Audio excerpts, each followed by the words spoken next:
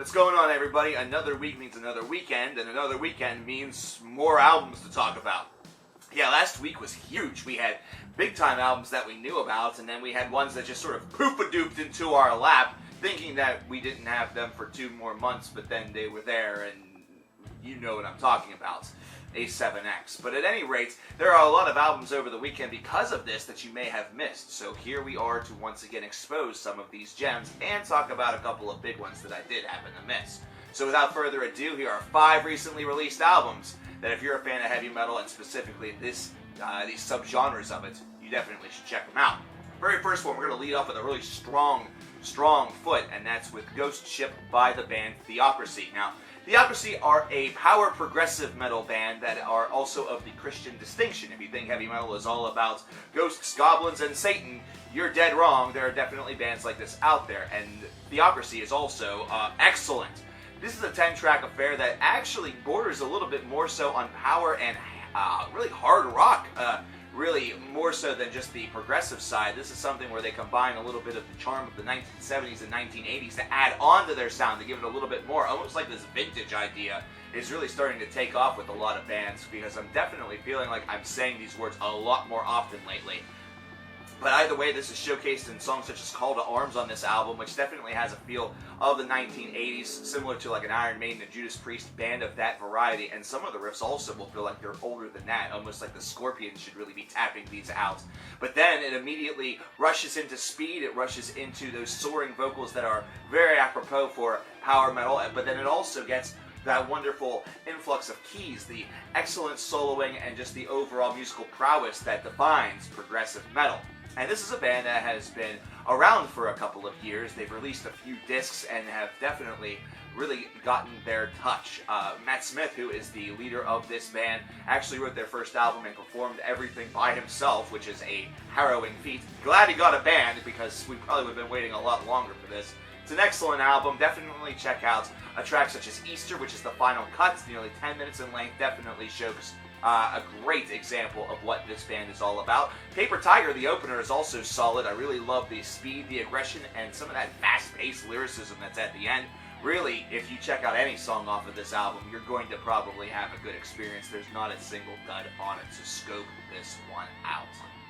Next up, we have Red in Tooth and Claw by Mortem. These guys are a Norwegian band, and I should say guys and gal, female vocals, female country, and this is one of those bands that has a female vocalist that I feel sometimes gets passed over whenever people are busy talking about bands such as The Gathering, Within Temptation, Nightwish, etc. These guys, Mortem, they are a progressive metal band that do have dark metal themes, a little bit of power metal here, and it's really, really seldom.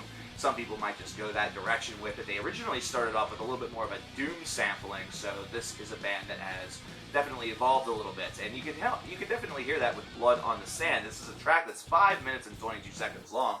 Feels a little bit longer considering there are a lot of dynamic parts that are going on within this, and you can definitely immediately tell the strength of the vocals of Mortem because of how prevalent that they are and just how powerful that they are. They grip you a lot. And their guitarist also has quite a history himself, so if you have the opportunity, look them up. They're actually a brother-sister duo, which is kind of neat.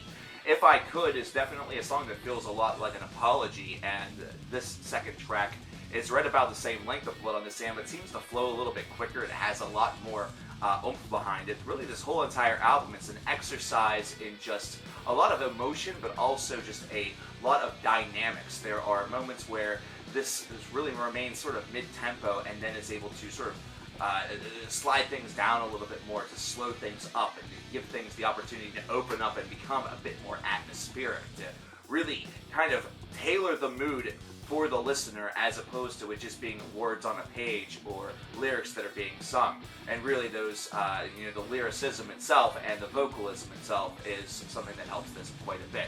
Definitely check out Underdogs, which is the final track on this album as well, considering the longest track being the last is a Mortem sort of tradition for the past couple of albums, and it's excellent. This is one that really throws them very much into prog country, more traditional prog country.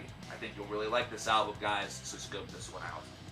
Urfaust with Empty Space Meditation, and this one is a little bit of a weird one, but I actually find this the most intriguing out of the 5 this week. Maybe not a surprise of the week, but certainly the most intriguing.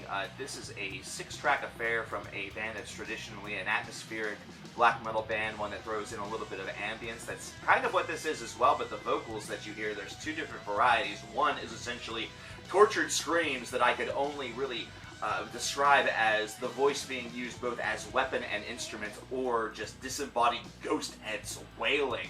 And the clean vocals that you get here sound like they are very much attuned for a doom metal band, and you might hear a little bit of a German register to it, but these guys are based out of the Netherlands, which is kind of neat. And that duality is what is showcased throughout this album.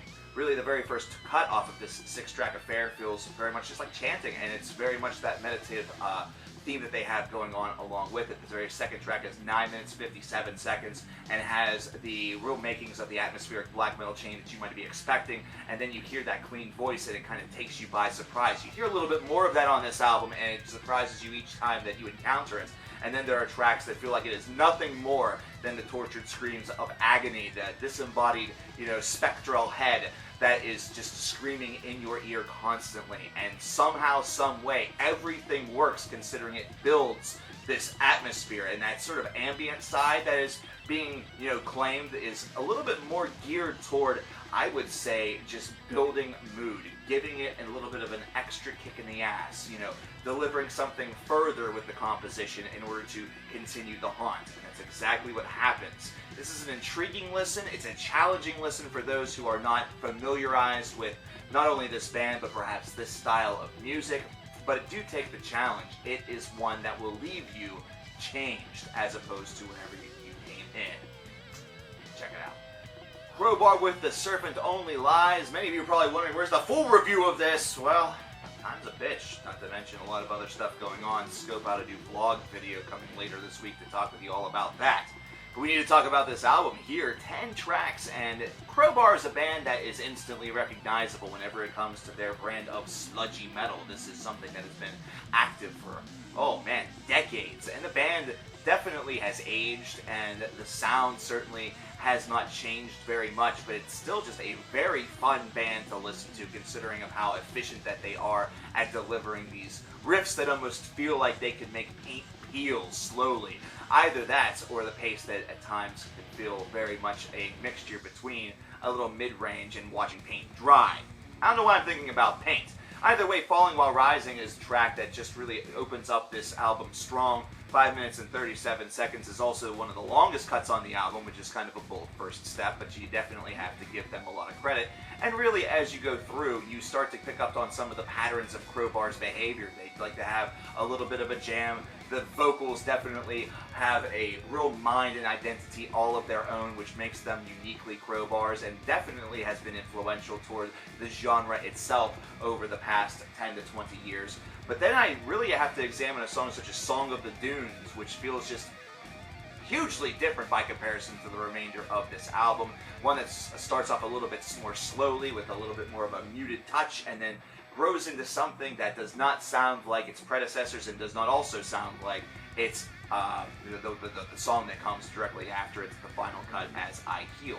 Definitely a highlight. It comes right after On Holy Ground, almost as though this is some sort of duality of sorts. I really like it, and I like this disc. I think you will as well. If you're at any way familiar with Crowbar, you'll dig this disc. If you're not, this is your time. Check it out. We finish up with Ulcerate with Shrines of Paralysis, and this is certainly an album that can leave you paralyzed in some ways, considering its aural assault that you certainly receive. There are times where you are sort of lulled into this sense of security, considering there's a softer moment within this technical death metal barrage, but then you are quickly blindsided and blitzkrieged by titanic riffs, furious speed, technical wizardry, but this isn't the type that you're used to from a band such as like a Rings of Saturn or something like that. No, this is instead direct.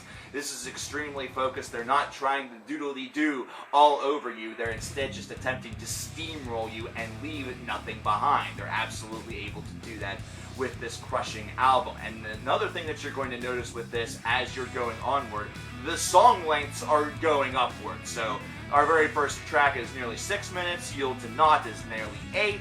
There Were No Saviors was 8 as well. The title track is 9.5. This is insane stuff. This is tremendous work, almost as though putting 2 or 3 tracks together, or, you know, maybe this is a song or an album that for another band would be a 14 or 15 cut affair, but for Ulcerate, they're able to tie things together and give it that 8-track veneer, each of them being massively lengthy, but keeping your attention. That's the biggest part of this, is that they keep your attention and you are directly focused on what this assault is doing to you, considering it barrages you. Really like what this album does. I think you will too. Fans of technical death metal, this is not all of that different, but this is ugly and grisly and has a lot of charm based around that. That word almost sounds wrong to use, but it's the only way to really describe it. There you have it, ladies and gentlemen. 5 recently released albums that was released this past weekend that you should check out. My brain has gone bye-bye for the night, so I will talk to each and every one of you guys next time. Let me know what is coming this weekend that you are excited about heavy metal-wise in the comments below. Coverkillernation, take care. Hey guys, thanks for watching this video. If you want to know some of the other bands that were covered on other episodes of 5 recently released albums, check out the playlist to your left. And there is one of the most recent album reviews by CKN on your right. You can also subscribe to the channel and check out my Patreon. Thanks once again for watching, and have a fantastic evening. Take care.